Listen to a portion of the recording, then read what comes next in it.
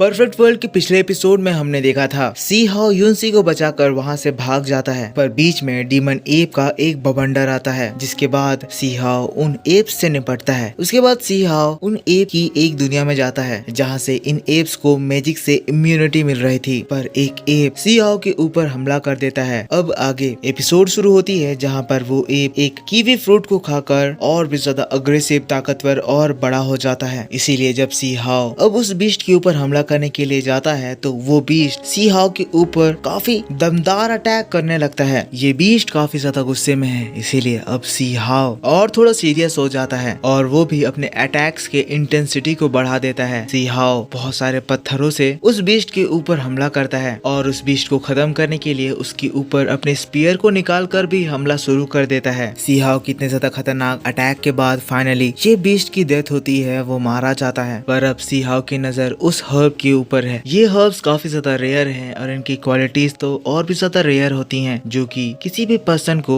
Magical power से immunity देती है। सी हाउ तुरंत ही उन सारे हर्ब्स को अपने वेसल में कलेक्ट कर लेता है। फिर सीन शिफ्ट होता है, हम लोगों को सी हाउ को दिखाया जाता है जो कि युनसी के साथ है और वो लोग इन सारे हर्ब्स को देख रहे हैं। युनसी सी हाउ से कहती है तुम इन हर्ब्स की वजह से अपनी जान रिस्क में डाले और इन डीमन एप के सीधा घर में घुस आए हो। सी हाउ कहता है मुझे इस मैजिक इम्यूनिटी के सीक्रेट के बारे में पता करना है। युनसी सी हाउ को बताती है ये ब्लड सोल ग्रास है, जिसके बारे में युनसी अपने एल्डर्स से सुन चुकी है। ये जो ब्लड सोल ग्रास है, इसको खाने से तुरंत इफेक्ट नहीं आती है, इसको काफी लंबे समय तक खाते रहना पड़ता है। ये जो हर्ब्स है ये एक तरह के फ्रूट्स में बदलते हैं। जिनबो फ्रूट वो बहुत ही ज्यादा रेयर फ्रूट होता है। तुमने कहा कि तुमने उस एप को एक फ्रूट खाते हुए देखा, मुझे लगता है वो फ्रूट वही जिनबो फ्रूट होगा। सी हाउ कहता है मुझे ये बात पता नहीं थी, वरना मैं उस एप को उस फ्रूट को बिल्कुल भी खाने नहीं देता। तो फिर युनसी कहती है मुझे तुम्हें इस हर्ब के बारे में एक और बात बतानी है। जब इस हर्ब को तोड़ा जाता है, ये हर्ब उसके 6 घंटे के अंदर ही मुरझा जाता है और उसकी जितनी भी मेडिसिनल क्वालिटीज है वो सारी गायब हो जाती हैं। इसीलिए ये जो बीस्ट एप हैं, ये लोग इस तरह के फ्लावर जहाँ उगते हैं उस जगह पर अपना घर बनाए हैं। युनसी की ये बात को सुनकर तो फिर सी हाउ तुरंत ही उसमें से एक ग्रास को खा जाता है। युनसी देखकर कहती है आखिर तुमने इसे क्यों खा लिया? सी हाउ कहता है तुमने ही तो कहा था ज्यादा लेट करने पर इसकी मेडिसिनल क्वालिटीज गायब हो जाती है, तो मैं इसे बर्बाद क्यों होने दूं? मैं इसे खुद ही खा लूंगा। तो फिर तब युनसी बताती है इस हर्ब में एक बुरी बात भी है। इस हर्ब की 20% एबिलिटी मैजिकल इम्यूनिटी प्रोवाइड करती है, वही 80% बॉडी में बहुत ही डेडली पॉइजन डालती है। इस हर्ब को बाकी के जानवर तो पचा लेते हैं, पर अगर कोई ह्यूमन इसे खाना चाहता है तो इसके लिए ह्यूमन को इसके एसेंस को अच्छे से रिफाइन करके एक्सट्रैक्ट करना होगा। तो फिर सी हाउ कहता है कोई बात नहीं, मेरा बॉडी से बचा लेगा। पर तुरंत ही हम देखते हैं सी हाउ की बॉडी में इसका इफेक्ट शुरू होता है और उसकी बॉडी रेड कलर में ग्लो करने लगती है। युनसी उसके ऊपर चिल्लाती है, कहती है जल्दी से इसे थूक दो, लेकिन सी हाउ उसकी बात नहीं मानता। कहता है मैं इन हर्ब्स को वेस्ट होने नहीं दूंगा, मैं इसको खा जाऊंगा, मेरी बॉडी जरूर ही इतने से पॉइजन को झेल लेगी। और दोस्तों ये पगला सी हाउ उस हर्ब को लगातार खाते ही जा रहा है और उसकी तबीयत खराब होती जा रही है। युनसी आती है और फिर सी हाउ का हाथ पकड़ कर रोक लेती है। तो फिर सी हाउ कहता है देखो अभी हम लोग खतरे में हैं, अभी और भी लोग हैं जो कि तुम्हें ढूंढते हुए आएंगे। ज्यादा सही ये होगा कि तुम जल्दी से अपनी पावर को रिकवर करो, हम लोगों को कुछ ही देर में यहाँ से निकलना भी हो सकता है। सी हाउ युनसी के बालों में अपने हाथों को फेरता है, जिसको देखकर युनसी एकदम शॉक्ड हो जाती है। अब ये रियलाइज करके सी हाउ एकदम घबरा जाता है, डरते हुए कहता है ये मैंने जानबूझकर नहीं किया, और वहाँ से भागने लगता है। लेकिन जैसे ही सी हाउ खड़ा होता है, हम देखते हैं सी हाउ की बॉडी दोबारा से ग्लो करने लगती है और वो खून की उल्टी करते हुए नीचे जमीन पर गिर जाता है। वैसे ही हम वहाँ पर एक आदमी को देखते हैं जो कि उन तक पहुँच गया है। ये सभी लोग वॉर क्लैन से हैं और युनसी को देखते ही ये लोग पहचान जाते हैं कि इसके पास वो मोस्ट डिमांडिंग सोल स्टोन है। युनसी आगे आती है, कहती है आप वॉर क्लैन हमारे दोस्त हुआ करते थे, पर अब आप 100 बर्ड मशीनरी ग्रुप के साथ यूनाइट करके हमें रोकने के लिए आए हैं। लेकिन ये बर्ड मशीनरी वाला पर्सन युनसी को धमकाने लगता है, कहता है चुपचाप से मुझे वो डेस्टिनी स्टोन दे दो, ऐसे में तुम यहाँ से जिंदा बचकर निकल पाओगी, वरना अभी जैसे उस लड़की को मारा जाएगा तुम्हारी भी मौत उसी तरह से होगी। लेकिन तब सी हाउ उठकर खड़ा होता है, उनको अपोज करता है। ये देखकर उनमें से एक उन लोगों के ऊपर अपने स्पिरिचुअल बर्ड से हमला करता है। सी हाउ उसको रोकने के लिए उससे टकराता है, लेकिन ये बर्ड इतना ज्यादा ताकतवर होता है कि सी हाउ को वो काफी ज्यादा इंजर्ड कर देता है। युनसी तुरंत ही सी हाउ को अपने डेस्टिनी स्टोन की पावर से हील करने लगती है। ये देखकर वो लोग युनसी को पकड़ लेते हैं और श्योर भी हो जाते हैं कि युनसी के पास ही वो डेस्टिनी स्टोन है। अब वार क्लैन का बंदा अपना नेक्स्ट अटैक करने के लिए तैयार है और वो सी हाओ के ऊपर एक बहुत ही ज्यादा स्ट्रॉन्ग हमला करता है। सी हाओ जो कि यहाँ थोड़ा परेशान है, सोच रहा है कि अगर वो डायरेक्ट इनसे बैटल में इन्वॉल्व हुआ तो वो यूनसी को प्रोटेक्ट नहीं कर पाएगा। लेकिन तब सी हाओ तुरंत ही बहुत ही ज्यादा तेजी से उसके उस अटैक को काउंटर करता है और फिर उसके सारे अटैक से बचते हुए वार क्लैन के उस बंदे के पास पहुंचता है और उसके ऊपर ताबड़तोड़ अपने खतरनाक अटैक करने लगता है। सी हाओ के इन पावरफुल हमलों से वार क्लैन की उस बंदे की हालत खराब हो जाती है और सी हाओ के पावर से उसकी जान भी चली जाती है। ये नजारा देखकर बर्डन मर्सिनरी ग्रुप का पर्सन घबरा जाता है और तुरंत ही वो यूनसी को छोड़ देता है। घबराते हुए वो सी हाओ के ऊपर हमला करता है, पर सी हाओ ने अभी अभी जो वो हर्ब खाया उससे उसकी मैजिक का सी हाओ के ऊपर कुछ ज्यादा असर नहीं होता है और अगले ही पल सी हाओ उस बंदे को गर्दन से पकड़कर उठा देता है, हवा में ले जाता है और जोरदार जमीन पर एक पटकी मारता है। सी हाओ के इसी हमले से उस बंदे की भी मौत हो जाती है और ये नजारा देखकर उन लोगों के बाकी के साथी तो डर के ऐसे ही भाग जाते हैं। उनमें से एक बर्ड को सी हाओ पकड़ लेता है ताकि वो बाद में इसको अच्छे से पकाकर खाए और फिर यूनसी के पास चला जाता है और यूनसी को इसको बहुत ही बढ़िया से बनाने को कहता है। पर दोस्तों यूनसी इन सारे नजारों को देखकर बहुत ही ज्यादा अमेज हो गई है और बहुत ही ज्यादा हैरानी से सोच रही है कि आखिर ये बंदा कौन है, ये इतना ज्यादा ताकतवर कैसे है और इसको देखकर उसे इतनी फेमिलियर सी फीलिंग क्यों आ रही है। सीन शिफ्ट हो जाता है, अब रात हो गई है तो ये लोग उस बर्ड को पकाकर खा रहे हैं। सी हाओ यूनसी से उस डेस्टिनी स्टोन के बारे में पूछता है कि इसकी आखिर क्या कहानी है। यूनसी उसको बताती है कि कोई इंपीरियल क्लैन है जिसके अंडर ये सारे क्लैंस आते हैं, जिसकी वजह से ये सभी लोग अचानक से हम सेलेस्टियल क्लैन से उस डेस्टिनी स्टोन को लूटने की कोशिश कर रहे हैं। लेकिन वो सी हाओ को देखती है जो कि अपने साथ मसालों को लेकर आया है, जो कि उस मीट पे डालकर उसको अच्छे से भून रहा है। यूनसी देखकर और सोच रही है कि ये अपने साथ मसालों को भी कैरी करता है, ये तो मेरे उस लोअर वर्ल्ड के दोस्त की तरह बिल्कुल सेम है। वो सी हाओ को घूर कर देखने लगती है, पूछती है बताओ तुम आखिर कौन हो। ये सुनकर फिर सी हाओ खड़ा हो जाता है, यूनसी के पास आ जाता है और फिर कहता है मैंने तुम्हें बताया था ना कि मैं कौन हूँ, मैं मोशी हूँ। सी हाओ यूनसी को कमर पे पकड़ लेता है, कहता है यूनसी तुम मुझे अपना बर्थडे बताओ और मैं तुम्हें तुम्हारे आगे की जिंदगी बताऊंगा। मैं बहुत अच्छा भविष्यवाणी करता हूँ। तुम क्या सोच रही हो, क्या मैं कोई और हूँ? तुमसे झूठ बोल रहा हूँ। सी हाओ दोस्तों अभी यूनसी को अपनी ये सारी सच्चाइयों को इसीलिए नहीं बता रहा है क्योंकि इसे अपनी सच्चाई बताने से शायद यूनसी और भी ज्यादा प्रॉब्लम में पड़ सकती है। लेकिन यूनसी को सी हाओ का ये बिहेवियर कुछ पसंद नहीं आता है और वो सी हाओ को अपने से दूर करती है। वो उसके ऊपर मैजिक यूज करने लगती है, लेकिन सी हाओ ने अभी जो हर्ब खाया उससे यूनसी की मैजिक का उसके ऊपर कोई असर ही नहीं होता है। सी हाओ फिर उससे दूर चला जाता है, जिसके बाद वो यूनसी से फ्लर्ट करने लगता है, जिसे कह रहा है मुझे बताओ तुम्हारे सेलेस्टियल क्लैन में किसी लड़की के साथ शादी करने के लिए किस तरह की रिक्वायरमेंट की जरूरत है। यूनसी घबराने लगती है, कहती है तुम आखिर क्या सोच रहे हो, क्या करना चाहते हो। सी हाओ कहता है ऑफ कोर्स मैं उस सेलेस्टियल क्लैन में जाकर किसी को प्रपोज करना चाहता हूँ। अगर मैं शादी कर लूंगा तो मैं डायरेक्ट ही उन लोगों का दामाद बन जाऊंगा। अब ये सारी चीजें तो मजाक में चल रही थी तो फिर यूनसी ये बात को चेंज करते हुए सी हाओ से कहती है मोशी तुम बहुत ही ज्यादा टैलेंटेड हो, मैं तुम्हारी हेल्प कर सकती हूँ जिससे कि तुम्हारा टैलेंट और भी ज्यादा इंक्रीज हो जाएगा। मैं तुम्हें गॉड से मिला सकती हूँ, वो तुम्हें और भी ज्यादा स्ट्रॉन्ग होने में मदद करेंगे। तो फिर सी हाओ कहता है अपर रेल्म के वो 10 गॉड्स, ना ना मुझे उन पर कोई भी इंटरेस्ट नहीं है, वो बस अपर रेल्म के क्लैंस के एम्परर्स हैं। मेरा एम उनसे सीखना नहीं बल्कि उनसे भी ज्यादा ताकतवर बनना है और इंपीरियल क्लैन और अपर वर्ल्ड के रॉयल क्लैन से भी एक बहुत ही बड़ा एम्पायर बनाना है। और दोस्तों इसी बात के साथ परफेक्ट वर्ल्ड का ये एपिसोड इसी जगह पर खत्म हो जाता है। तो मेरे दोस्तों आप मेरे को बताओ कि आपको परफेक्ट वर्ल्ड का ये एपिसोड कैसा लगा। इसके बाद इसका नेक्स्ट एपिसोड का ट्रेलर एक्सप्लेनेशन भी आएगा, देन नोवेल एक्सप्लेनेशन भी आएगा, पर उससे पहले मैं आपके लिए डेविल रूल के न्यू वीडियोस अपलोड करूंगा। बाय चांस आपने अभी तक डेविल रूल के एपिसोड्स नहीं देखे हैं तो इसी चैनल के प्लेलिस्ट में जाकर चेक करो, बहुत ही ज्यादा बढ़िया सीरीज है। मैं आपके लिए डेविल रूल के फर्स्ट एपिसोड का लिंक भी इस वीडियो के डिस्क्रिप्शन में डाल दूंगा। सो दोस्तों आई होप आपको वीडियो पसंद आया है, वीडियो को जरूर से एक लाइक करना। मैं मिलूंगा आपसे इसके नेक्स्ट वीडियो को लेकर, तब तक के लिए take care, bye bye and thanks for watching.